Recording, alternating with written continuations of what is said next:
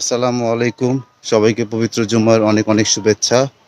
আল্লাহ পাক আমাদের সুস্থ রেখেছেন বিধায় আজকে জুমার নামাজটা আদায় করতে পেরেছি।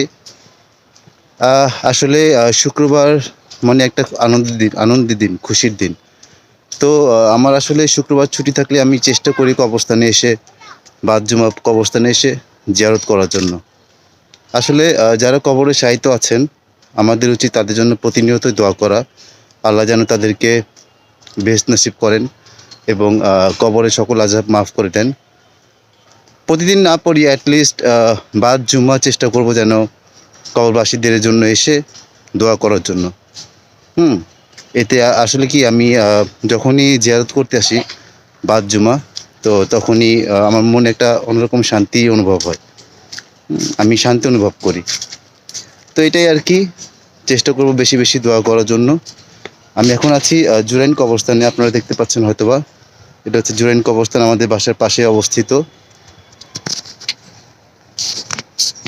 ঠিক আছে? সবাই দোয়া করবেন। আসসালামু আলাইকুম।